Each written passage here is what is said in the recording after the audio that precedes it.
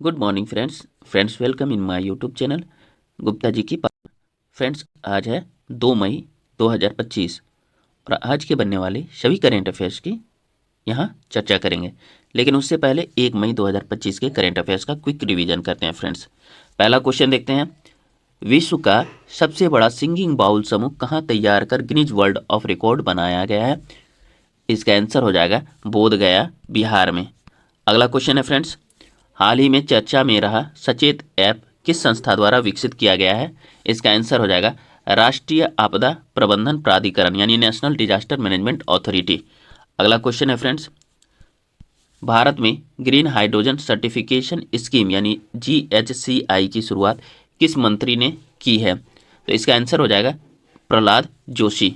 अगला क्वेश्चन है फ्रेंड्स, परवाह पोर्टल किस संस्था द्वारा शुरू किया गया है? इसका आंसर हो जाएगा भारतीय रिजर्व बैंक यानी कि RBI के द्वारा। अगला क्वेश्चन है फ्रेंड्स, हाल ही में जलज पहल की समीक्षा किस केंद्रीय मंत्री द्वारा की गई है? इसका आंसर हो जाएगा फ्रेंड्स CR पाटिल। अगला क्वेश्चन है, केंद्र सरकार ने आगामी राष्ट्रीय जनगणना में किसको शामिल किया है? इसका आंसर हो जाएगा फ्रेंड्स जाति जनगणना यानी कि कास्ट सेंसस को। अगला क्वेश्चन है फ्रेंड्स, किसे हाल ही में बिहार के मुख्य निर्वाचन पदाधिकारी के रूप में नियुक्त किया गया है? इसका आंसर हो जाएगा विनोद कुमार गुंजियाल। अगला क्वेश्चन है फ्रेंड्स, इलेक्ट्रॉनिक्स और सूचना प्रौद्योगिकी मंत्रालय के डिजिटल इंडिया भाषणी प्रभाग के साथ किस राज्य सरकार ने एक MOU पर हस्ताक्षर किए हैं? तो इसका आंसर हो जाएगा फ्रेंड्स मेघालय। अगला क्वेश्चन है फ्रेंड्स, केंद्र सरकार ने 2024 में ओलावृष्टि से प्रभावित किस पूर्वोत्तर राज्य को 153 करोड़ रुपए से अधिक की अतिरिक्त केंद्रीय सहायता को मंजूरी दी है? इसका आंसर हो जाएगा मणिपुर। अगला क्वेश्चन है फ्रेंड्स, हाल ही में साजी एन करून का 73 वर्ष की आयु में निधन हो गया, वो कौन थे? तो इसका आंसर हो जाएगा फ्रेंड्स फिल्म निर्माता और सिनेमेटोग्राफर। ठीक है, फिल्म निर्माता और सिनेमेटोग्राफर थे। चलिए अगला क्वेश्चन है फ्रेंड्स,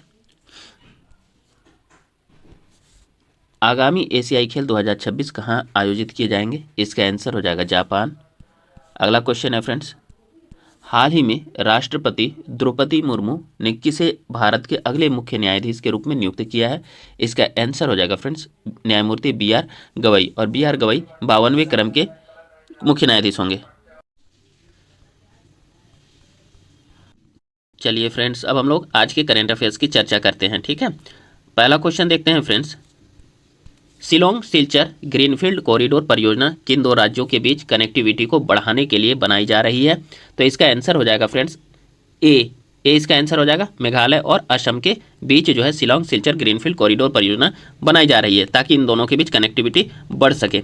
तो इसका डिटेल्स देख लीजिए फ्रेंड्स। देखिए, शिलोंग सिलचर ग्रीनफील्ड कॉरिडोर परियोजना पूर्वोत्तर भारत की एक महत्वपूर्ण रणनीतिक बुनियादी ढांचा पहल है जो मेघालय और असम के बीच बेहतर कनेक्टिविटी प्रदान करेगा। यह 166.80 किलोमीटर लंबा 4 लेन एक्सेस नियंत्रित कॉरिडोर मुख्यतः पहाड़ी इलाकों से होकर गुजरता है। इस परियोजना से क्षेत्र में लॉजिस्टिक्स, पर्यटन, रोजगार के अवसरों में वृद्धि के साथ साथ अंतर्राज्यीय आर्थिक एकीकरण को भी बल मिलेगा। अगला क्वेश्चन देखते हैं friends, air marshal Narmadeshwar Tiwari को किस पद पर नियुक्त किया गया है? तो इसका आंसर हो जाएगा फ्रेंड्स सी इसका आंसर हो जाएगा vice chief of the air staff के पद पर नर्मदेश्वर तिवारी को नियुक्त किया गया है। चलिए डिटेल्स देख लेते हैं फ्रेंड्स। देखिए, एयर मार्शल नर्मदेश्वर तिवारी को 2 मई 2025 से भारतीय वायुसेना के नए vice chief of the air staff के रूप में नियुक्त किया गया है। वे एयर मार्शल SP धाकर का स्थान लेंगे जो सेवानिवृत्त हो रहे हैं।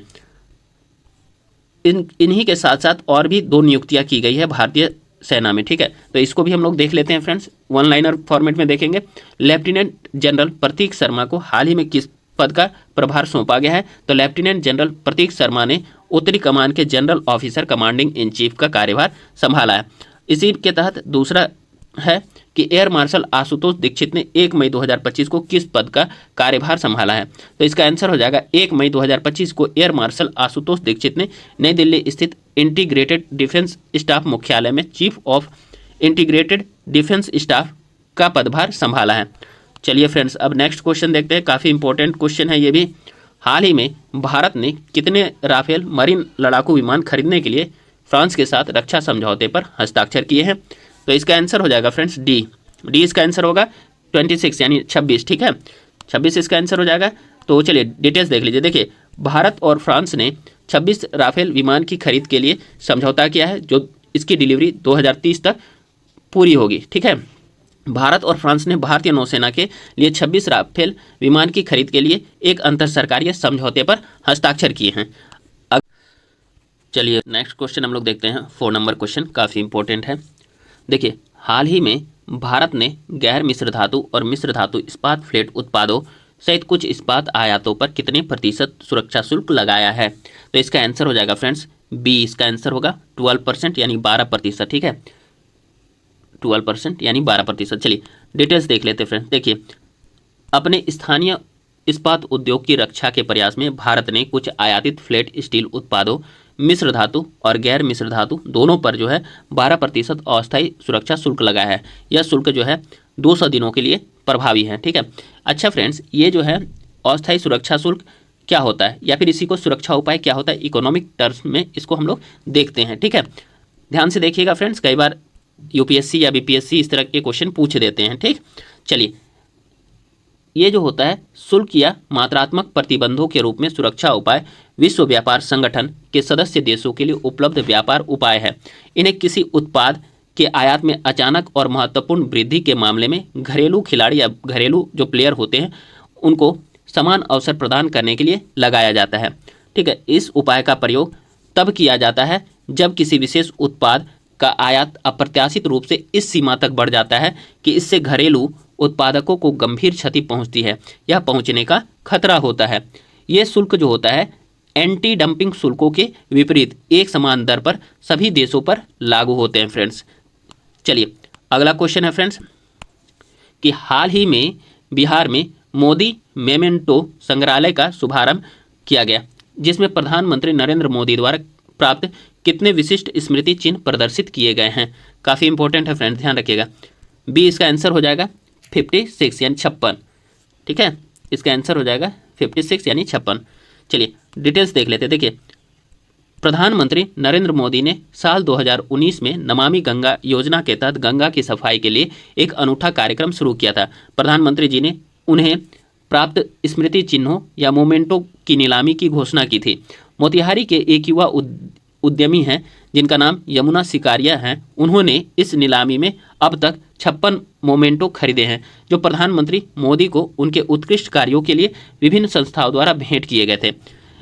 इन मोमेंटो को खरीदने के बाद सिकारिया ने मोतिहारी में एक अनोखा संग्रहालय बनाया है, जिसका नाम जो है मोदी मोमेंटो म्यूजियम रखा गया, ध्यान रखिएगा।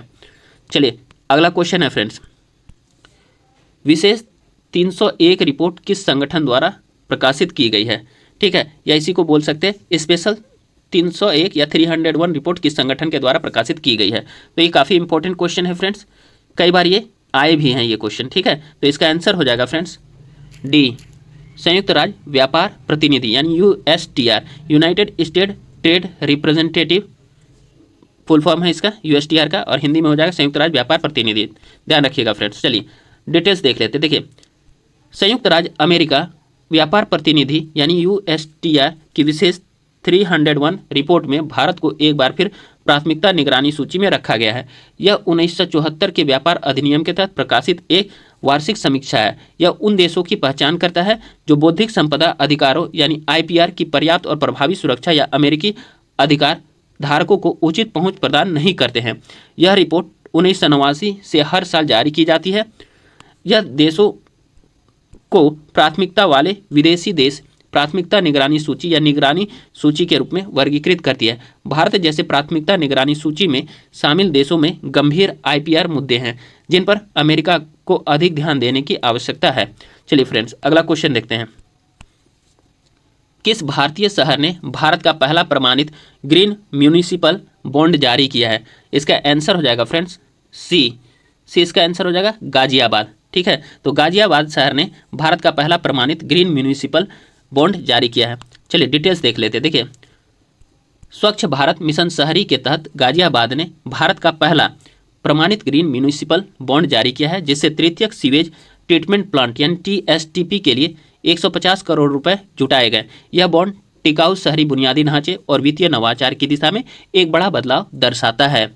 चलिए, तृतीय सीवेज ट्रीटमेंट प्लांट अपशिष्ट जल के उपचार के लिए micro filtration, ultra filtration, nano filtration और रिवर्स ऑस्मोसिस यानी कि आरओ जैसी उन्नत मेम्ब्रेन फिल्ट्रेशन तकनीकों का उपयोग करता है।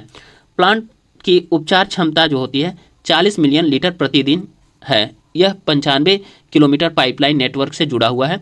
यह 1400 से अधिक औद्योगिक इकाइयों को उपचारित जल की आपूर्ति करता है, जिससे मीठे पानी के स्रोतों पर निर्भरता कम होती है। फ्रेंड्स, अगला क्वेश्चन देखते हैं। फ्रेंड्स, ये भी काफ़ी इंपॉर्टेंट है। हाल ही में खबरों में रहा बांधवगढ़ राष्ट्रीय उद्यान किस राज्य में स्थित है?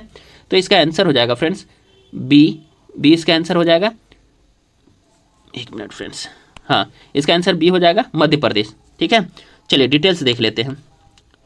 देखिए, सुप्रीम कोर्ट ने हाल ही में मध्य प्रदेश के बांधवगढ़ राष्ट्रीय उद्यान में अवैध खनन का आरोप लगाने वाली याचिका को खारिज कर दिया है। इसे कानून का दुरुपयोग बताया गया है और याचिकाकर्ता पर 1 लाख रुपए का जुर्माना भी लगाया गया है। बांधवगढ़ राष्ट्रीय उद्यान मध्य प्रदेश के उमरिया जिले में स्थित है।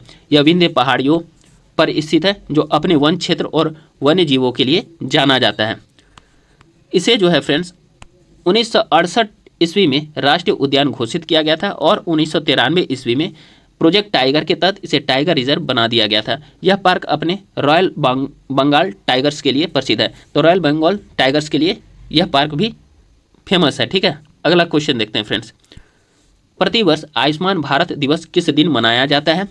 इसका आंसर हो जाएगा फ्रेंड्स सी इसका आंसर हो जाएगा 30 अप्रैल को, यानी 30 अप्रैल को। ठीक है, चलिए डिटेल्स देख लेते हैं फ्रेंड्स। देखिए, आयुष्मान भारत दिवस हर साल 30 अप्रैल को आयुष्मान भारत योजना की उपलब्धियों का सम्मान करने के लिए मनाया जाता है, जिसे प्रधानमंत्री जन आरोग्य योजना यानी कि पीएमजे के नाम से भी जाना जाता है। पीएमजे एक सरकारी स्वास्थ्य बीमा योजना है जो माध्यमिक और तृतीयक अस्पतालों में भर्ती देखभाल के लिए प्रतिवर्ष प्रति परिवार को 5 लाख तक की पेशकश करती है। यह योजना 10 करोड़ से अधिक गरीबों और कमजोर परिवारों को लक्षित करती है, जो महंगा चिकित्सा उपचार नहीं करा सकते हैं। यह पूरे भारत में किसी भी मान्यता प्राप्त अस्पताल में कैशलेस और पेपरलेस उपचार प्रदान करता है। आयुष्मान भारत दिवस पर जागरूकता फैलाने और योजना के प्रभाव का जश्न मनाने के लिए देश भर में कार्यक्रम आयोजित किए जाते हैं। यह दिन लाभार्थियों को गुणवत्तापूर्ण सेवाएं देने में शामिल फ्रंटलाइन श्रमिकों और स्वास्थ्य सेवा पेशेवरों के प्रयास को भी मान्यता देता है। फ्रेंड्स, चलिए अगला क्वेश्चन है। 1 मई 2025 को दुनिया भर में अंतर्राष्ट्रीय मजदूर दिवस मनाया गया है। तो इस साल का थीम क्या है फ्रेंड्स? काफ़ी इंपॉर्टेंट क्वेश्चन है। तो इसका आंसर हो जाएगा फ्रेंड्स ए इसका आंसर हो जाएगा श्रमिकों की सुरक्षा एवं स्वास्थ्य, यानी safety and health of workers. ठीक है, थीम क्या था? तो श्रमिकों की सुरक्षा एवं स्वास्थ्य, यानी safety and health of workers English में। ठीक है, चलिए डिटेल्स देख लेते हैं। देखिए फ्रेंड्स, 1 मई 2025 को दुनिया भर में अंतर्राष्ट्रीय मजदूर दिवस मनाया गया है। इस साल की थीम है श्रमिकों की सुरक्षा एवं स्वास्थ्य। इंग्लिश में अगर बोलिएगा तो इंग्लिश में हो जाएगा safety and health of workers. ठीक है, चलिए हर वर्ष 1 मई को जो है दुनिया भर में अंतर्राष्ट्रीय मजदूर दिवस यानी इंटरनेशनल वर्कर्स डे मनाया जाता है। इस साल भी इसे मनाया गया। ठीक है, अंतर्राष्ट्रीय मजदूर दिवस श्रमिकों के अधिकारों और स्थितियों की वर्तमान स्थिति पर विचार करने का दिन है। यह दिवस उचित वेतन, सुरक्षित कार्य वातावरण, उचित कार्य घंटे और शोषण के उन्मूलन की आवश्यकता पर प्रकाश डालता है। अगला क्वेश्चन है फ्रेंड्स, संयुक्त राज्य अमेरिका और ब्रिटेन की सेनाओं ने कहाँ संयुक्त एयर स्ट्राइक की है? तो इसका आंसर हो जाएगा फ्रेंड्स डी इसका आंसर हो जाएगा सना में। यमन की राजधानी सना है, वहीं पर इन्होंने क्या किया है? एयर स्ट्राइक किया है। ध्यान रखिएगा फ्रेंड्स। चलिए डिटेल्स देख लेते हैं फ्रेंड्स। ब्रिटेन की रॉयल एयर फोर्स यानी RAF ने अमेरिका के साथ मिलकर यमन की राजधानी सना में हुती विद्रोहियों के ठिकाने पर हमला किया। ब्रिटेन और अमेरिका के लड़ाकू विमानों ने यमन में ड्रोन कारखाने को निशाना बनाया है। ठीक है, यहाँ पर जो है लाल सागर और अदन की खाड़ी में अंतर्राष्ट्रीय जहाज़ों पर हमला करने के लिए ड्रोन बनाए जाते थे। चलिए अगला क्वेश्चन है फ्रेंड्स, ईरान और अमेरिका के बीच परमाणु वार्ता का चौथा दौर को स्थगित कर दिया गया है। यह कहाँ होने वाला था? ठीक है, तो इसका आंसर हो जाएगा फ्रेंड्स बी। बी इसका आंसर हो जाएगा रोम। रोम में यह आयोजित होने वाला था। चलिए डिटेल्स देख लेते हैं। देखिए, ईरान और अमेरिका के बीच प्रस्तावित अगला अप्रत्यक्ष वार्ता दौर जो शनिवार को रोम में होना था, स्थगित कर दिया गया है। उन्होंने बताया है कि यह निर्णय ओमान द्वारा सुझाए गए प्रस्ताव पर आधारित है और अगली तारीख जल्द ही घोषित की जाएगी। ठीक है, यह फैसला मध्यस्थ देश ओमान के अनुरोध पर लिया गया है, जिसने लॉजिस्टिक्स कारणों का हवाला दिया है। चलिए फ्रेंड्स, अब आज का करंट अफेयर्स का सेशन यहीं समाप्त होता है। फ्रेंड्स आप लोग गुप्ता जी की पाठशाला यूट्यूब चैनल को सब्सक्राइब कीजिए, वीडियो को लाइक कीजिए और अधिक से अधिक शेयर कीजिए और इस वीडियो पर आप लोग कमेंट अवश्य करें। धन्यवाद friends, have a great day.